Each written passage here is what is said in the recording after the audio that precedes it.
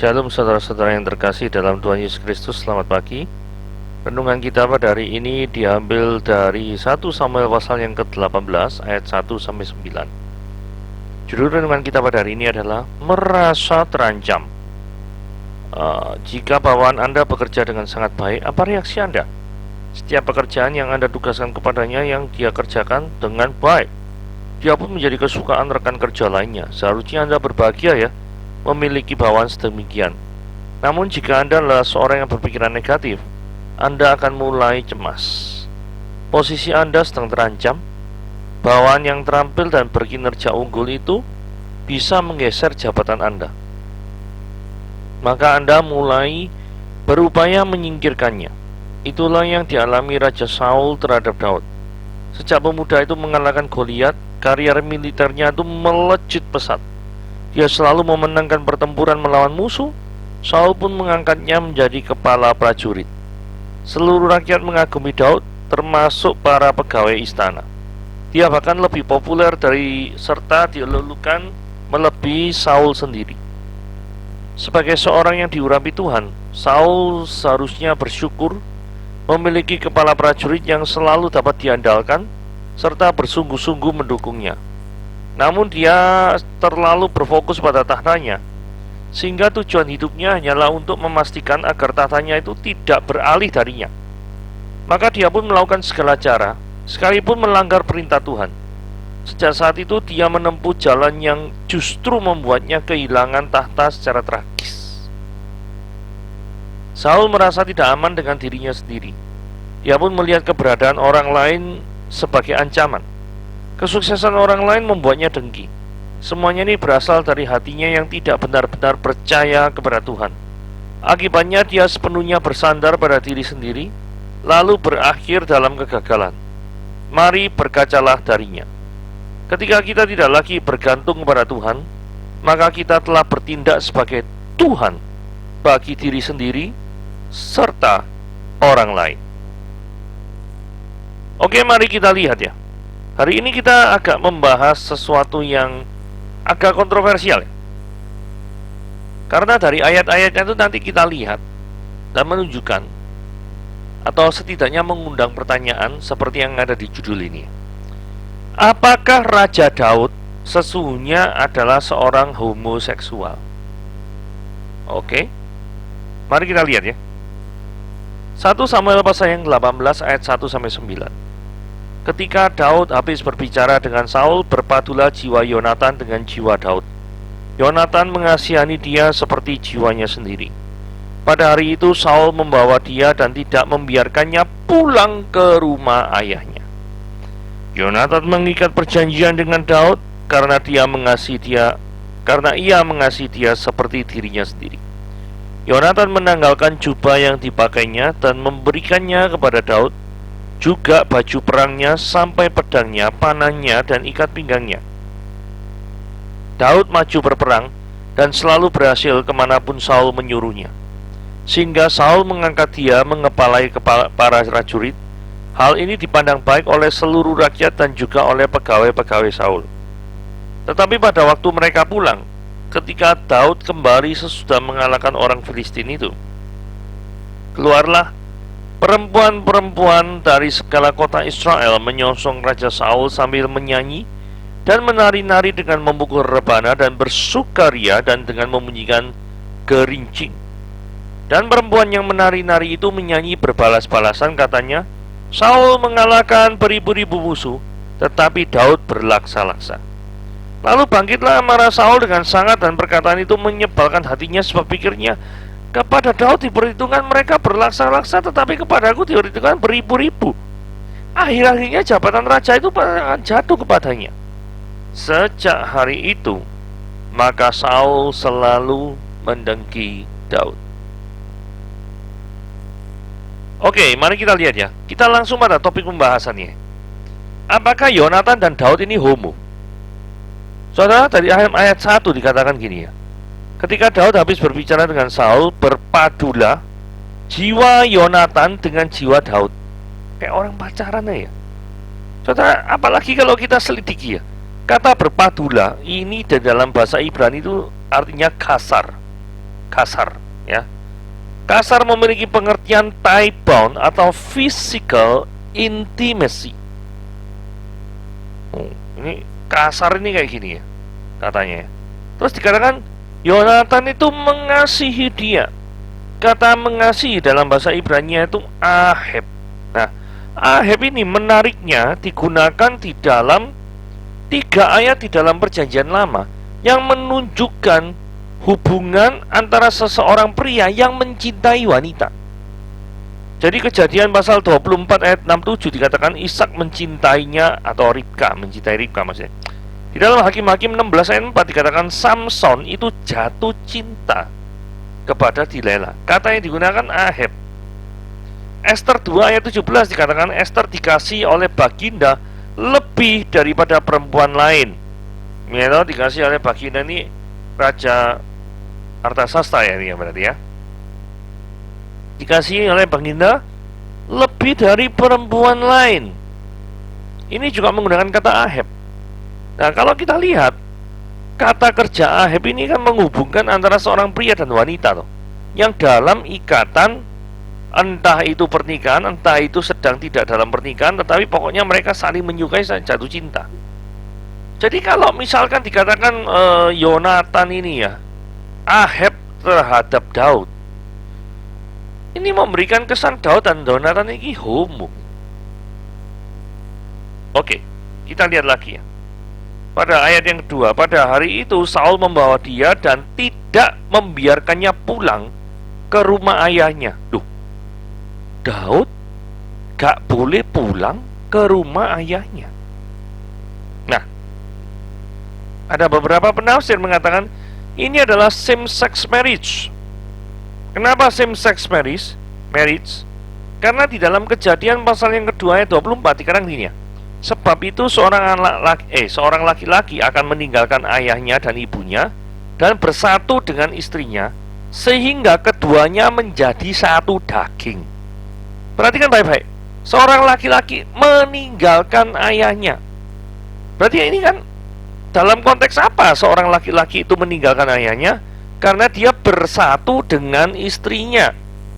Jadi ada beberapa penafsir mengatakan loh, Daud ini setelah memenangkan pertarungan dengan Goliat, ini Daud ini menikah dengan Yonatan karena gak boleh pulang nih, disuruh gak boleh pulang ke rumah ayahnya. Terus kemudian ayat 2 ayat setelahnya itu dikatakan Yonatan tuh mengasihi dia, bahkan menghargai dia dengan cara yang sangat luar biasa sekali. Nanti kita lihat apakah ada benih-benih cinta antara Yonatan dan Daud. Dan jikalau itu benar terjadi, apakah benar mereka adalah homo? Oke. Nah, terus ayat 3 ya. Yonatan mengikat perjanjian dengan Daud. Nah, perjanjian seperti apa yang Yonatan ikat dengan Daud? Apakah perjanjian nikah, covenant? Terus kemudian di tengah ketika ikat perjanjian itu dia mengatakan ia mengasihi dia seperti dirinya sendiri. Kayak orang janji nikah gitu loh ya. Kesannya tuh kayak gitu ya. Terus kemudian ayat 4, Yonatan meninggalkan jubah yang dipakainya loh, dan memberikan kepada Daud tidak cuma jubahnya, baju perang, pedang, panah, ikat loh. Yonatan ini telanjang toh. Di depan Daud ini telanjang tapi iya loh. Nah, ini apa sebenarnya yang dilakukan Yonatan terhadap Daud? Ini beberapa orang bahkan mengatakan, wah ini benar-benar pasangan LGBT guys. Nah, sekarang ada fakta-fakta lain yang kesannya itu mendukung bahwa Daud ini agak apa ya, kewanita-wanitaan gitu. Di dalam 1 Samuel pasal 16 ayat 23 dikatakan gini ya. Dan setiap kali apabila roh yang daripada Allah itu hingga pada Saul, maka Daud itu ngambil kecapi dan memainkannya. Saudara, perhatikan ini ya. Daud itu bermain kecapi, bahasa Ibrani-nya kecapi itu kinor. Kinor itu seperti yang tampak pada gambar, yaitu kecapi yang dimainkan oleh ya kurang lebih 7-8 senar. Jadi kecapi kecil. Nah, alat musik kinor ini biasanya sing main itu perempuan. Gitu loh. Lah kok Daud kok bisa main alat musik yang biasanya dimainkan oleh perempuan? Satu, dua. Saudara lihat ya, di dalam 1 Samuel pasal yang ke-17 ayat 42 dikatakan gini ya. Ketika orang Filistin itu menunjukkan pandangnya ke arah Daud serta melihat dia, dihinanya Daud itu karena dia masih muda, terus kemerah-merahan dan elok parasnya. Di sini dikatakan bahwa wajah Daud itu muda, elok, kemerah-merahan.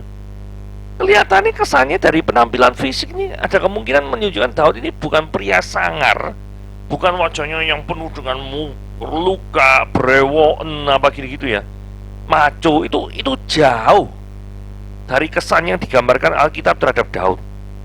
Tapi Alkitab jelas mengatakan kemerah-merahan, elok parasnya. Ini jelas lebih ke arah kewanitaan. Iya toh. Nah, coba kita bandingkan sama Saul.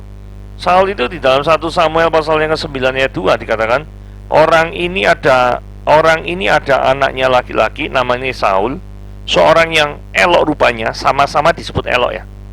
Terus kemudian dikatakan ini, tidak ada seorang pun dari antara orang Israel yang lebih elok daripadanya. Dari bahu ke atas dia tuh lebih tinggi daripada setiap orang sebangsanya. Berarti dia tuh badannya tegap, gagah, perkasa. Ini kan menggambarkan kejantanan daripada seorang Saul, gitu ya. Kelakian, kemaskulinan daripada seorang Saul. Tapi lihat Daud kok dianggap kemerah-merahan, terus itu nulis puisi, nulis mazmur, nyanyi-nyanyi pakai kecapi yang biasanya dimainkan oleh perempuan. Jadi kesannya Daud ini agak kewanitaan gitu, kalau kesan yang ditangkap. Oke, berikutnya ya. Kita bisa bertanya-tanya, mengapa Isai, papanya Daud itu, kok tidak menampilkan Daud ketika Samuel itu mau mengurapi salah satu anak Isai menjadi raja? Kisah ini didapat dalam 1 Samuel pasal yang 16 ayat 7 dan ayat 10 sampai 13. Dikatakan gini ya, tetapi berfirmanlah Tuhan kepada Samuel, janganlah pandang parasnya atau perawakannya yang tinggi. Ini merujuk kepada Saul ya. Sebab aku telah menolaknya. Yahweh Elohim telah menolak Saul. Bukan yang dilihat manusia yang dilihat Allah. Manusia melihat apa yang di depan mata, tetapi Tuhan melihat hati. Ayat 10. Demikianlah Isai menyuruh ketujuh anaknya lewat di depan Samuel. Ini kontes pemilihan raja ya. Bukan kontes putri-putrian, bukan. Ini kontes pemilihan raja. Tetapi Samuel berkata pada Isai, semuanya tidak dipilih Tuhan. Luar biasa. Lalu Samuel berkata pada Isai, inikah anakmu semuanya? Jawab Isai gini, masih tinggal yang bungsu, tetapi sedang mengembalakan kambing domba. Kata Samuel kepada Isai, suruhlah memanggil dia, sebab kita tidak akan duduk makan sebelum dia datang kemari. Kemudian disuruhnyalah menyebut dia kemerah-merahan, matanya indah, parasnya elok. Lah, kan seolah-olah digambarkan kefeminiman daripada seorang Daud, betul ya? Lalu Tuhan berfirman, bangkitlah, urapilah dia, sebab inilah dia. Lah, kok beda banget ambil raja pertama ya? Raja pertama kan Saul, digambarkan kemaskulinannya tinggi, elok, tegap gitu ya, besar, Tapi ini kemerah-merahan, matanya indah, parasnya elok. Jadi ada dugaan bahwa Isai ini tidak menampilkan Daud karena Daud secara penampilan fisik lebih ke arah kewanitaan. Buktinya nggak dipanggil. Apakah misalkan kalau misalkan ada kontes ini semuanya tidak mengembalakan kambing domba? Pasti mengembalakan kambing domba kan. Tapi hanya saat itu karena Samuel mau datang, Isai manggil semua anaknya. Nah kalau Isai itu memperlakukan semua anaknya secara equal, secara sama, kenapa saat itu Daud juga tidak dipanggil sekalian? Pasti there is something wrong with Daud dengan dibandingkan dengan saudara-saudaranya, bukan? Nah, itu yang terjadi. Saul mengambil tabung tanduk yang berisi minyak itu dan mengurapi Daud di tengah saudara-saudaranya. Sejak hari itu dan seterusnya berkuasalah roh Tuhan atas Daud. Lalu berangkatlah Samuel menuju Rama. Saudara, Jadi dari fakta ini ada indikasi ya. Sekali lagi ada indikasi bahwa memang Daud itu kewanitaan. Oke, nah terus gini ya. Cinta Yonatan lebih ajaib daripada cinta perempuan.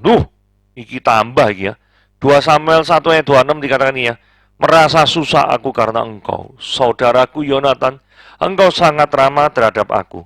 Bagiku cintamu, cinta Yonatan gitu, lebih ajaib daripada cinta perempuan. Waduh, kok bisa ya? Cintane Yonatan terhadap Daud itu bisa dikatakan lebih ajaib dari cintanya terhadap perempuan. Ini semakin menunjukkan Daudnya nih homo mungkin.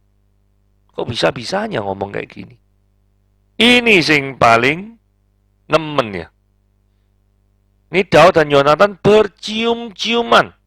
Ini diambil dari 1 Samuel 20 ayat 41. Maka pulanglah budak itu, lalu tampillah Daud dari sebelah bukit batu, dia sujud dengan mukanya ke tanah dan menyembah 3 kali. Mereka bercium-ciuman, saudara-saudara sekalian, dan akhirnya Daud dapat menahan diri. Ini sangat jelas ya bahwa mereka menunjukkan adalah pasangan kekasih. Kalau tidak pasangan kekasih, bagaimana mungkin mereka itu bisa bercium-ciuman, saudara-saudara? Karena itu kalau memang mereka itu tidak sepasang kekasih, kan tidak mungkin mereka cium-ciuman, bukan? Nah, fakta-fakta ini kan kelihatannya kuat sekali ya. Apakah ada sebuah alternatif tafsiran selain daripada apa yang barusan saya jabarkan tadi? Gitu ya. Mari kita lihat. Apa pengertian berpadulah jiwa Daud dan Yonatan? Ketika peristiwa ini dicatat ayat pertama, ini menunjukkan peristiwa setelah Daud itu bisa mengalahkan Goliat. Jadi pengertian berpadulah jiwa Yonatan dan jiwa Daud ini menunjukkan mereka itu sama-sama percaya bahwa kemenangan yang baru saja mereka raih mengalahkan Goliat itu, mengalahkan bangsa Filistin itu adalah kemenangan perang yang hanya bisa berasal dari Yehova saja. Bukan kemenangan yang bisa didapat dari kekuatan atau kepandaian mereka sendiri. Di dalam bagian ini, baik Daud maupun Yonatan itu memiliki kesamaan pandangan, sehingga dikatakan berpadulah jiwa Daud dan Yonatan. Yang kedua, mengapa Saul melarang Daud pulang? Saul melarang Daud pulang nih ya karena gini ya. Karena Daud itu dijadikan Saul itu panglima perangi. Dimanapun Daud diutus, kemenangan demi kemenangan tuh jadi diraih terus-menerus. Saudara perhatikan ayat 5 ini loh ya. Nah ini dah. Daud maju berperang. Dan apa ini saudara-saudara sekalian? Selalu berhasil kemana juga Saul menyuruhnya. Sehingga Saul mengangkat dia mengepalai para prajurit. Apa ini artinya? Artinya adalah Daud jadi tangan-tangan Saul dalam urusan militer. Itulah sebabnya ayat 2, Saul membawa Daud dan tidak membiarkan pulang. Jadi gak ada urusannya sama kawin kontrak. Begitu ya. Oke lanjut. Lanjut ya. Mari kita lanjut ya. Nah, bagaimana dengan same-sex marriage? Yang dikatakan, Yonatan itu loh mengikat perjanjian itu dengan Daud. Saudara, mengikat perjanjian itu gini ya. Itu menunjukkan bahwa mereka itu saling jaga. Baik antara Yonatan dan Daud. Nah, itu dibuktikan pada waktu Yonatan sudah meninggal. Daud ini menerima dan merawat anaknya Yonatan yang namanya Mephiboset. Dirawat. Jadi adanya suatu perjanjian untuk saling memperhatikan. Ayat 4. Ketika Yonatan meninggalkan jubah yang dipakainya dan memberikan kepada Daud baju perangnya. Nah, pemberian jubah ini adalah menunjukkan suatu simbolis bahwa Daud itu diberi kuasa yang lebih hebat dari Yonatan. Jadi kebesarannya Yonatan itu diserahkan ke Daud. Ini juga suatu tindakan yang menubuatkan dari suatu kejadian yang akan datang, yaitu Daud diurapi jadi raja. Ya toh, seharusnya yang menjadi raja kan Yonatan, anak Saul. Tetapi oleh kasih karunia Tuhan, Daud diperbolehkan menjadi raja, bahkan dipilih menjadi raja. Jadi ini menunjukkan ketika Yonatan meninggalkan jubah yang dipakainya, itu menunjukkan bahwa dia memberikan kekuasaan kepada Daud. Dan aku kemudian tanya, nah Yonatan yang memberikan jubah ini apa Yonatan gak telanjang toh? Tidak, karena ada baju dalam. Dan kebudayaan Israel itu ada baju dalam. Jadi ketika baju diserahkan itu masih ada baju dalam. Jadi ini gak ada urusannya sama hal-hal yang bernuansa erotis atau apa, gak ada. Oke? Mari kita lihat yang berikutnya ya. Tadi ini ya. Susah aku, cintamu lebih ajaib dari cinta perempuan. Saudara, latar belakang 2 Samuel 1 ayat 26. Jadi gini loh ya. Daud itu kan menikah dengan yang namanya Mikal. Mikal itu kan anak Saul. Nah pada waktu Daud menikah dengan Mikal anak Saul, itu Daud sudah juga dikejar-kejar oleh Saul, bahkan dibunuh. Nah ketika Daud itu dalam kesusahan, mengalami pengejaran-pengejaran yang dilakukan oleh Saul, itu Mikal tidak memberikan bantuan apapun, informasi apapun kepada Daud. Tetapi justru yang membantu, yang mendukung daripada Daud, ketika Daud ditimpa kesusahan, itu adalah yang namanya Yonatan. Mungkin ini sesuai dengan ikatan perjanjian yang barusan saja kita bahas tadi. Saling menjaga satu dengan yang lain.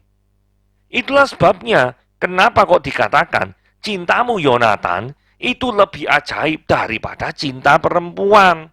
Itu konteksnya. Lanjut. Nah, yang 1 Samuel 20 ayat 41 sing cium-ciuman iki piye? Saudara perhatikan baik-baik. Ketika Yesus ada di Taman Getsemani, Yudas mencium Yesus enggak? Mencium kan? Artinya apa? Budaya cium itu sudah ada di dalam bangsa Israel. Tapi memang apakah ketika Yudas mencium Yesus dikatakan Yudas ini homoseksual?